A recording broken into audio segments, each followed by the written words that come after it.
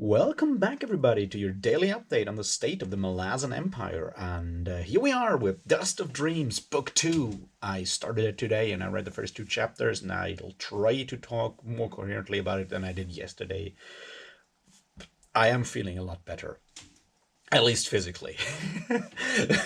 My state of mind is still somewhat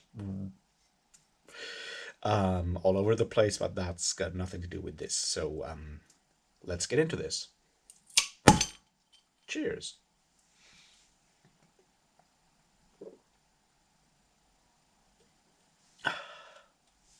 And I feel like a lot of new stuff is happening here, and a lot of like maybe not so new stuff, but and we're gonna come back to. And obviously, the first big thing there is once again the influence or like the idea of gods and gods having specific roles and what that does to them in a way, or what that doesn't do to them in a way. And the first bit there obviously is the errant, also known as Erastus at this point, meeting up with everyone's favorite Forcrul, also known as Satchel Lath or Knuckles, whom we obviously met before at the point with Bruthentrana. Was it Bruthentrana or the other? I keep forgetting. Yeah, Bruthentrana. That's the one. When he was on the lookout for what's his name? For Bryce Benedict, obviously.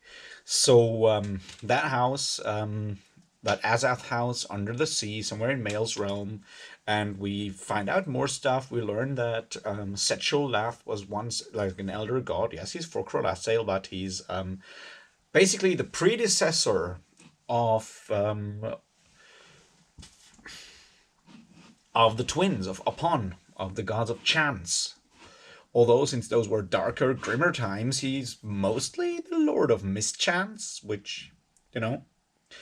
And so the point that I want to look at here is because we have like three gods that we're talking about here. We have Mael, we have we have Mael, we have Erastus, and we have Setchel Lath. And we get information about Mael there that is going to be interesting as well. Yeah. But the point there is how gods, or in this case, elder gods, well, it goes for all gods basically, how they deal with the roles they have, how they deal with the demands of their worshippers, if they have any, and so forth. And we basically come to the point that elder gods, when they were worshipped, were not exactly nice guys, right? There was a lot of blood sacrifice. We heard that before, that blood is super important to elder gods, and blood sacrifices were the big thing. And we know that apparently Erastus got rather greedy, and that the Forcrul Assail at the time apparently killed a lot of them. Killed a lot of them to put an end to his worship in a way, and he wants that all back. We also know that Setchel Lath, and that's where I find this, where we come to that point that's I feel is super interesting here. That is that Setchel Lath has given up that thing. He was apparently not very happy because, he was the god or lord of mischance, and people propitiated him with a lot of blood sacrifices. Now the question is, what does that do to you as a god if people try to appease you for stuff that you can't actually really like, because you're basically embodying a force of nature, which is random chance. And what does that do to your character as a god? And we feel that Erastus is like that. Setchel Lath is rather like, I don't know, I want to say happy, but at least content with having gotten rid of that job and having passed it on to Opon, which may work better because where you have the Lord and the Lady, so there's also like, it's not toned that negatively as a worship of Setchel Lath was apparently. So he is sort of free of that demand, and he's just like, I don't know, just hanging on because apparently elder gods don't just die out or anything, and he's just hanging out in that Azath house and keeping a watch over his mother, Kilmandaras, which is its own thing. But we're not going to talk about that today, I feel. And that's where we come to that third one, which is Male, obviously, who is an elder god but is still worshipped by some people, notably the Gistal cult. And we all know about one such Gistal, which is Melik Rel, whom we learn has ascended somewhat. And I'm not going to go into the details. I'm just going to say, if you want to know more about that, read the Esselmont novels. There is more Melik Rel in there. But the point is that what Quick Ben talks about with Bottle is all about that. Like, could can Male basically refuse his worshippers? And Bottle says like, no, Male is hiding here in Letheras. Because obviously he's not obviously, but apparently he's not very happy with the blood sacrifices that he got from just from the Gistal cult and all of that, and but he cannot really refuse those demands because how worship is set up there. It's like it's what I said before. It's like worship through blood sacrifices, at least in some part, is contractual. It's a deal. You sacrifice to a god, that god has to do something, because that's how that whole like power exchange works. So Melik Rel can count and force Male up to a point, and we've seen that on the more good side with Withal, right? He was praying to Male as hard as possible, and at some point Male had to pay attention and come over and like get him out of that island of the crippled god in a way. Well, he also, did other stuff to the crippled god at that point, but we see that we have these three elder gods who all had a lot more power in the past. One of them has managed to pass it on to his predecessors, not predecessors, but like to his heirs, so to speak. One of them lost it at the time and wants it all back, and one of them never really fully lost it, but is trying to get rid of it. But apparently, people call it pray to Beru, but not that much. So, yeah, we see all of that. We see how that, that's, I guess, the other bit. There's like Setchel Nath comes across as rather decent. He doesn't want to be the god of misrule at this point. Blood, whether there is blood or not. And Male, obviously, we've met him a lot of times, tries to also not be that person. This I feel is like super interesting because, being as this, like in this case, once again, like the personification, the deity that fills a role as a personification of a force of nature. The question then is like, well, what if you don't want to be that force of nature? Or, what if you don't want to be what if you don't want to be the cruel, brutal sea, because you rather be a more decent kind of person? And how do you do that? You do that by hiding and trying to not get there. And that comes, once again, we see that with someone like Anomander Rake, who just flat out denied his worshippers and ignored them because he didn't want to be a god.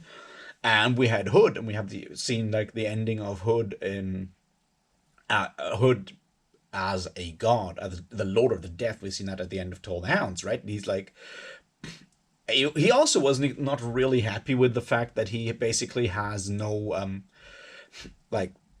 he has to take all dead, and his like personal like feelings of justice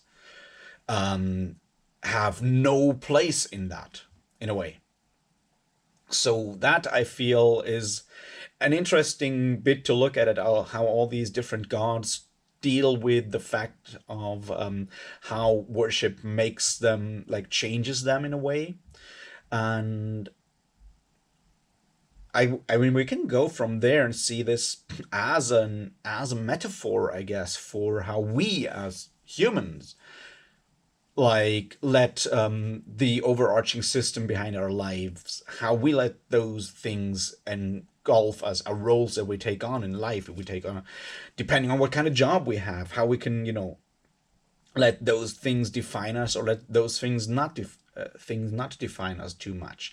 So just because we're talking about gods here doesn't mean that we as human beings, as people, don't face similar choices in our lives, where we suddenly get power and then we need like get power for something, and then we need to be, be aware of the responsibilities that come with that in a way.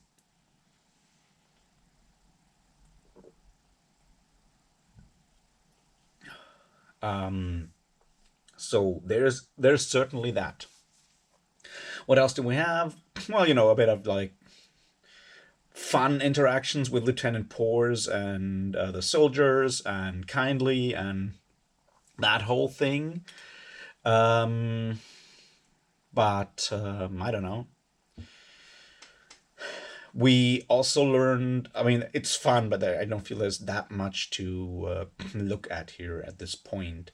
Also, with the war games, the lesson of listening to your veterans. Yeah, listen to people who know shit because they've done it before. They might just actually help you in your life as well.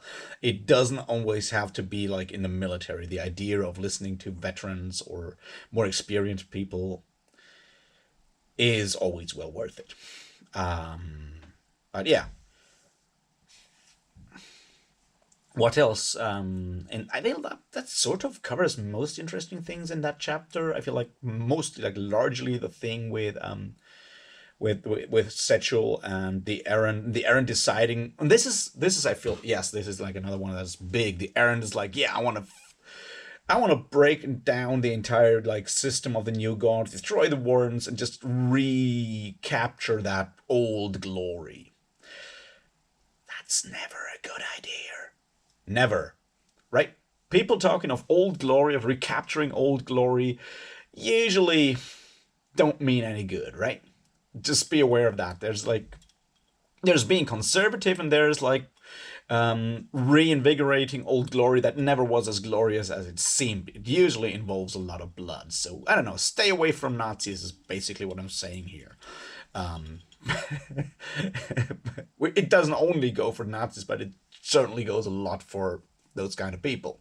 So yeah, stay away from that. It sucks, and the errant is not a good boy. Although I guess we will have to look at why he is the way he is at some point. Maybe not today, however. All right, let's look at another big theme. And that other big theme is the drive towards extinction by the like dominant species. I love the way how Erickson like starts that in chapter 8 with the epigraph at the beginning about the treaties, this treaties about the ants, that how they evolve, and then once one of those species has gained dominance, they just kill everything around them until they die of hunger, and how he calls that the betrayal of the fittest. And yeah, of course, I mean, there's a bit of like a side joke on Darwin in there, but we come to that one thing that I feel I don't know, has probably been not overlooked, but not mentioned often enough in like Malazan discussions so far. That's how much of the Malazan Book of the Fallen how much the Malazan Book of the Fallen deals with like the destruction of and with environmental destruction, and how much of that is inherent in, at least in culture, in humanity, but probably also in, and once again I take humanity as broadly as possible, but also how much that may just be inherent in nature itself. The idea of apex predators going and killing too much, over hunting, over farming, and destroying nature. And we've seen that before. This is like, I guess the clearest one there is like the idea with burn sleep, and that we have in, where is it? In Memories of Ice, when Quickband travels into the flesh of Burn. We can look at that bit, and it comes up again and again, and it comes up with how the Lethery deal with stuff, obviously, because And this is where where we combine these things basically, where the question then will be: is eternal expansion, is that a human thing because we are too dumb to understand that we can't like grow eternally with limited resources, or is this in human nature? Do animals do the same thing? And the sad truth there is or yeah, I guess we come to the second point there a bit later when we talk about something more, which is choice. When we talk about choice, but yeah, so a lot of that, the entire the entire eighth chapter deals with human predation, with the destruction of environment. It's an overarching thing. It's something we see in that whole Setok storyline with the wolves when they come into that dead world where humanity or some human form of humans has killed all the animals and destroyed the forest for like wanton destruction, or probably for something that they thought was valuable at the time. So yeah, destruction of the environment is a huge theme in here as well. And it kind of goes back and like ends obviously with Colance and the snake of children, when their entire country has been destroyed, probably also by wanton destruction and the greed of humanity. And it's, I feel like, a topic that we see throughout the entire this entire chapter, or like large parts of it. We also see that tendency of greed, of like unreasonable greed. We see that also in the interactions within the Barghast camp, where everyone is hating Setok and Torrent because the Barghast want honor and free. That whole point where warrior society finds it so difficult to adapt, like the idea of adapting is once again a very important bit there. We see it in a bit with the uprising and the looting in the camp of the Sheikh. All of that, yeah, follows that whole question of why we as people are bound to destroy our environment, and if there's anything we can do about it. See, once again, that was put up in the Bone Hunters with Poliel, who once wanted to cleanse the entire planet because the planet needed cleansing because these fucking humans were destroying it. We're like an infection on Burns' flesh in a way. We may not be the only one, we're definitely one of them. And for those of you who have read Rejoice by Steven Erikson, which I recommend, you find these themes explored there as well as you find them in the Willful Child stories. This is one of those themes that I feel, yeah, runs through the entire series in a way. All right, what else?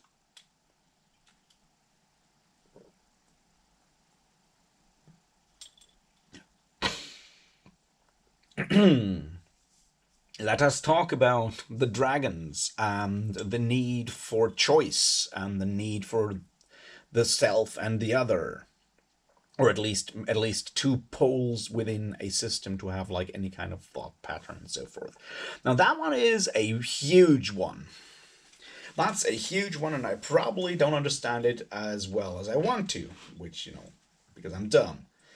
But what we come up with is that on the one hand, life and magic are tied together, and on the other hand, and this is like the big one, that for anything to work, you need at least two poles to polarize things, to have like a continuum between those poles.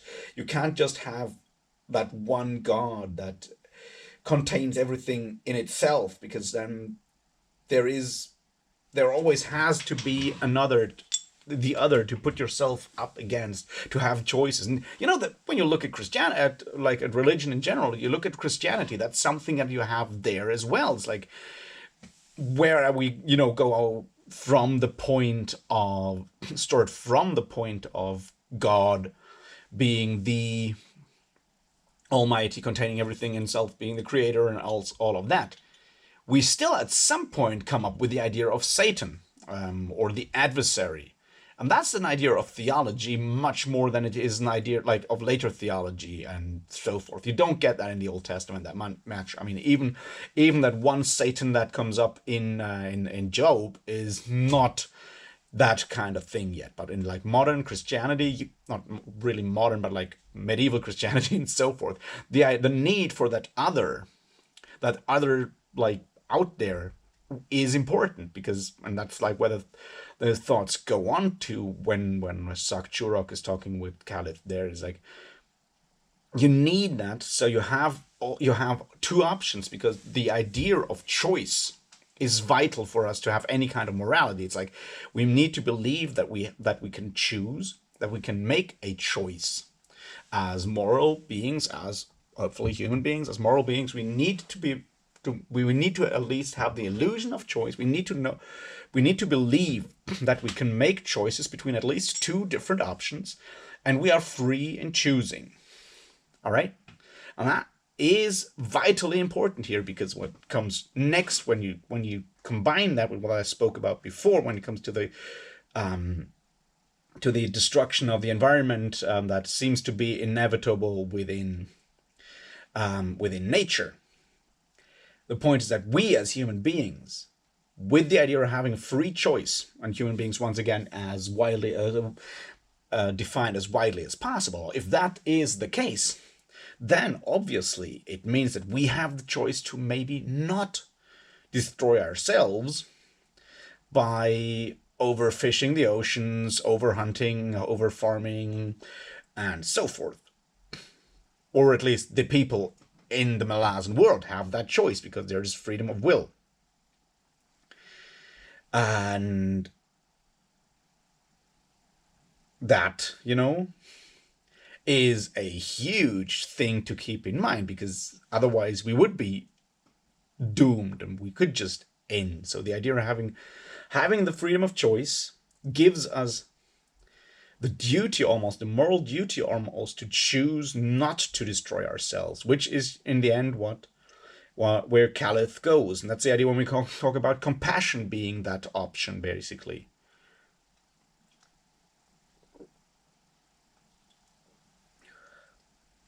Where we look at the idea that we have people, but what is important is not so much the individual person, but what is important is the interactions, the things between us, the compassion, all of these aspects of like how we deal with each other, or in this case at least how that group that Caliph is looking for. And we'll find out who that is, and I guess you can already judge, guess who that will be. Now that's exactly the point. The idea of compassion and so forth being those reasons to keep on going, to make moral choices, to make free moral choices in the end. But as I said, I feel it's important to keep in mind that this entails also, or gives us the option, or should give us the option of not succumbing to that maybe like inevitable seeming tendency of human beings, or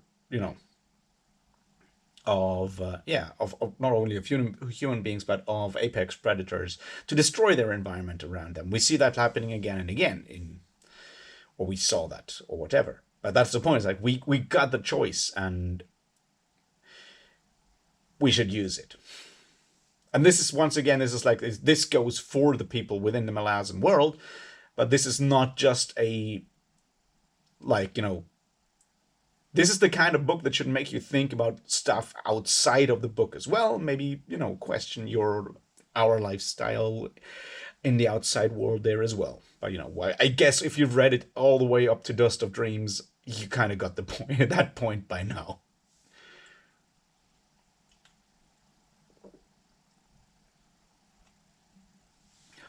All right. What else? Um, we are coming closer to the situation. We have all these other the ghosts in Icarium's mind. They're all wandering up that the Kachin Chamal city, another rooted, Kel's rooted apparently. And we get like first like insights into those characters that are into those ghosts, which means Rothos and Taxilian and Feather Witch and the others Sheb and Napid and Late. Last Late. I always fuck up his name, but you know what I mean. The farmer. And this is one of those things, like, I still don't get that part of the story, like how they end up in Mikarium's mind and so forth. But what I really enjoyed about that small part there is these miniatures of people, of how people deal with regrets, mostly. Not most, yeah, well, some of them at least. Where you have that those reflections that Rothos has about his failed marriage. That one moved me a lot. Not just because I have that past, but no. But the main point is like how in like just a few paragraphs, Erickson manages to outline that entire thing that looks so much like what you would get in modern like literary fiction about people that reflect or fail to reflect on their like failed relationships. And he just puts that in like on the side, and then you have that small one that I really touched me today is the one that last has when he remembers about taking part that shed and crying because he sees those dead mice. And then we learn afterwards, the sentence after that, basically his mother died and he wasn't able to grieve for her properly, but the death of those mice kind of like opened those floodgates. And that's another one that I totally like. I guess it touched me a lot because of something that I remember from my life, which is remember when my grandmother died. Because the point is, like, my other grandparents died when I was so young that I wasn't like fully aware of these things yet, of like how to deal with grief, because I was like a really small kid at that time. When my grandmother died a couple of years ago, it I wasn't able to fully grieve or cry at the funeral or anything like that, because it just didn't work. And then a couple of months later, half a year later, I guess, something like that, I had to go to a different funeral, from a funeral of someone that I personally had never met, but my partner at the time knew that person, and so forth. So I had to go there, and this was like the funeral of a completely, like, how to say, unknown person to me. But at that point, it really hit me really hard. That funeral hit me much harder, and I had to really, fight with grief and crying and so forth at that point. Which, when I reflected about it, is exactly that point. Was like, it's that pointless death, or that not pointless death, but that unconnected death that you have like no personal connection with, that sometimes can like break down those walls that we build up ourselves when we grieve about someone. It's once again one of the small bits that Erickson puts in those stories, and then suddenly you're like, oh shit, that's so real and so something that happened, like that I can connect with on this level in a way. So yeah, nothing much more to that. I'm just like that was important. Also, once again we get that idea of like that the recollections that Featherwitch, or the ghost of Featherwitch, or whatever has. I mean, we know she's dead, but we also know now that she's obviously no longer there where the errant want they killed her, which because her ghost is now with Icarium.